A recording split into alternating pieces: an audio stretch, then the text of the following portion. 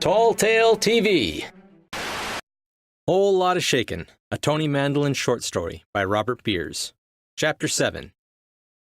Most of what Bane meant by help was him doing things in the background while we kept out of his way. Or as he put it, staying the hell away so he could work without worrying about a pair of normals at the same time. So we stayed out of his way and played the part of tourists. Being dressed the part, we rode trolleys, explored the waterfront some more, and checked out all the famous producers of treats, Ghirardelli, Columbus, and yes, Anchor Steam. And we ate a hell of a lot of crab. The deal with the gunfight and my being a Pinkerton of sorts opened a few doors that may have ordinarily been shut, since there was no way to make Frankie look other than what he was, a giant black man near the turn of the 20th century. However, it was a different thing if that black man had the fastest draw around. Fortunately, no would-be Billy the Kids showed up to try his hand. Oh, and we tipped just well enough to be appreciated and not fawned over. Bane didn't return until Valentine's Day, but he didn't seem in the mood for flowers or candy. He didn't even bother to knock, and I'm sure I locked that door. "I found the bastard," he said, slumping into the closest chair. "Bastard?" Frankie asked. "Who's the bastard?" "That child of mine," Bane muttered. "The one you were chasing." I blinked. "But I thought the last one had died. I mean, by our time, that is." "Apparently not," Bane snapped. "Excuse me?" Frankie exclaimed. "I thought we were on the same side here." Bane waved it all away. "Sorry. You don't know what I've been doing this past month, and you shouldn't be involved, but you are. This one doesn't belong in your time. I think he's figured out how to use his ability to ride the rapids in the time stream." "Excuse me?" Frankie asked. I gave him an eyebrow, and he shrugged. "Remember that conversation you overheard between Dr. Craig and Professor Van Meter? Van Meter's right. Time travel into the past is impossible, technically. However, add a little Fey wizard-enhanced magic, and the impossible becomes a reality. To a point." Bane sighed. "It seems the last of my children was not the last of my children. Playing with time always gets the players in trouble." I nodded and said, "I understand." Bane smiled. "I know. Aura, remember? Is that why you just host and don't play poker?" He shrugged, smiling. They refused to let me play after the 7th win in a row. The plan was to track Bane's time-traveling offspring and lure him to where we needed him to be when the quake hit. According to Bane, the energy release would also be the most dangerous part of the plan. If one thing went awry, so could we, scattered in bits and pieces along the time stream. Oh, great fricking jumping joy. Bane disappeared again until about 1 o'clock on the morning of the 18th. Let me tell you, you really do not want to be standing around in a major city being one of the very few people who know without a doubt that a disaster is creeping up on you, and it is literally a couple of hours away. Not a good feeling. Not at all. "Come on," he said, doing his appearing out of nowhere trick. Both Frankie and I nearly jumped out of our skins. We'd been getting more and more anxious as the clock ticked by, and you can only check and recheck that you've checked everything so many times. "Bane!" I yelled, startled to the point of stupidity. "Come on, give a guy a little warning, okay?" He smiled. It was his familiar, not nice smile.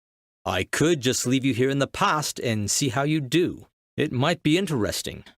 Frankie headed towards the door, saying, No, we're coming." Bane smiled again, murmuring, "I thought you might." When we left the hotel, the streets were nearly empty, almost as if the city, as an entity on its own right, was aware of what was coming and was bracing for the earthquake. "Now tell me," Bane said, holding out a hand and stopping us as we walked. "Where did you enter this time frame? Where exactly?" "Just off the foot of Mission Street," I said. "In the alley of the parking garage." "In the what?" "Sorry," I said. It isn't built yet. Let me think. Sure, Bane growled. Take all the time you want. We have almost an entire hour before it hits. It came to me. Mission between Spear and Stewart. Bane held out a hand, murmured something, and a dancing, whitish-yellow glow bloomed over his palm. Right, he said. Go find him, he whispered into the glow. It darted off, heading down the street toward the wharf. Bane muttered to us, Well, don't just watch it, you idiots. Follow it. So we did. The glow didn't bob or weave. It moved at a fast walking pace, keeping the same height above the surface. We crossed the Embarcadero, and then followed it down an alley onto the boardwalk of the dock. I could hear the bay sloshing against the pilings and the beginning of the scent of an ever-lowering tide. The glow stopped, hovering just outside a boatshed, and then it bobbed up and down once. He's in there, Bane said. If you have weapons, get them ready. I pulled out the 5.7, knowing it would look like the equivalent of a sci-fi weapon in 1906 California. I saw Bane notice the gun, but he didn't say anything. He just nodded. Then I heard another metallic sound of a hammer being pulled back. I turned my head and saw Frankie holding the revolver he'd been given for the gunfight. Frankie? I whispered. It's a keepsake, he whispered back. What's going on here? We all turned. There in the gaslight stood E.M. Swifthook, her pad poised. What in the burning blue blazes of hell are you doing here? Bane advanced on her, his voice growing ever more threatening with each step. You had to give the lady credit. She didn't back down. I'm a reporter, she said, her voice cracking, giving away what she must have been feeling. Bane's hands were clenched into fists, and each was wreathed in flame. This is a story you more than likely will not survive to print, young lady, Bane snarled. You have no idea just how deadly that thing in the shed is. Thing? Swifthook stammered. It could have been Bane's tone, but I think it was the flaming fists that told her this wasn't your everyday situation. The door to the boatshed exploded outwards, sending splinters into the air like shrapnel. A blue glob shot through them, just missing Bane and Swifthook by inches. Frankie and I were on the dock, scrabbling for our guns. Don't shoot, Bane shouted. Not yet. After him. You've got to keep him in sight. My fingers finally found the gun, and I grabbed it as I staggered to my feet. I saw the figure. It was the Russian. Well, what appeared to be a Russian. Tube in hand, sprinting down the boardwalk towards the Mission Street slip. Come on, Frankie, I gasped. Let's run. But my gun, he wailed. Too late for that. We've got to move, I said, rushing my words. We were catching up. I could see our quarry limping. That explosion, or whatever it was in the shed, must have done some damage to him as well. There he goes, Frankie yelled, as it ran into the building where the bulk of the parking garage would be in about 100 years. I see him, I said, panting. Where's Bane? Right here. I looked. Bane was behind me, the glow sitting in his palm. He said in a very calm and steady voice, I strongly suggest you and your friend go back out into the street now. Huh? And then I felt it, a slow, deep vibration. I tried to yell, Quake! To Frankie, but the next thing I knew, I was tossed off my feet as the ground heaved. I heard a woman scream, and then I heard Frankie's basso roar. Everything was jumping and shaking. The ground beneath me imitated ocean waves. The building that Bane's child had ducked into collapsed, the sides falling inward as the roof dropped straight down. A blue glob spat out of the wreckage and hit Bane. He'd been able to keep his feet somehow, but that staggered him. Then the Russian, or whatever it really was, climbed out of the rubble, his clothing torn and a bloody smear covering half of his face. Father, Bane's child snarled. At last, for all my brothers and sisters. And then he leveled the tube. I did not expect a gunshot. I especially did not expect one right behind my right ear. Bane's kid jerked, and then looked down at the dark stain spreading across his chest. the tube dropped from his hand, and he looked confused. "How?" And then he collapsed, as if his strings had been cut. Another shock hit, and we were jounced around like toys. I heard Bane yelling, and then I saw him point towards Frankie and motion me to that spot. Swifthook was being held upright by the wizard. She had Frankie's keepsake in her free hand. Bane yelled out again, pointing the tube. "I've already forgotten you." And then all I saw was a blue glow.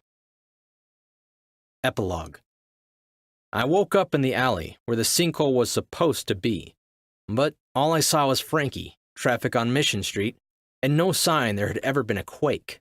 "Frankie, you okay?" I asked. He felt around himself. I'm fine.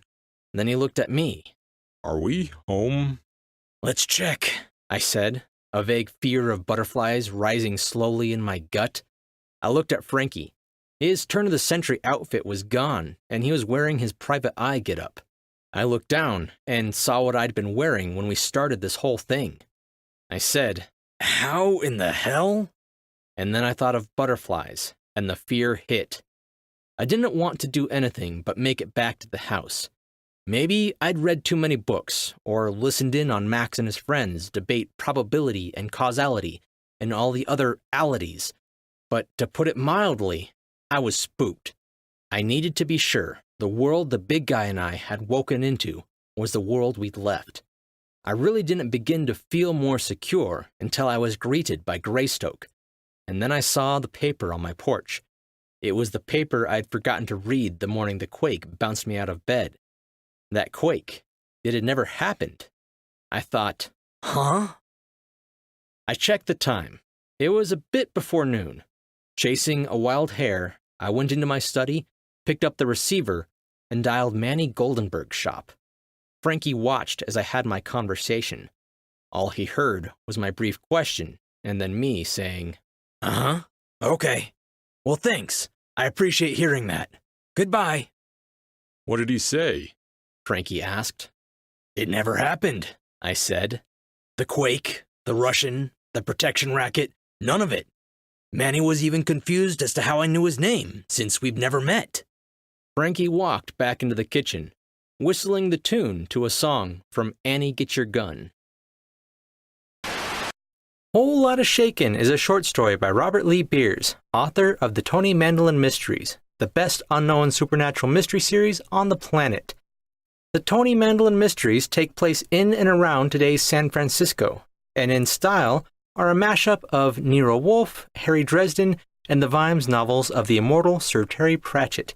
There are 7 finished novels in the series, an 8th in the works, and several short stories offered for free on Kindle Unlimited.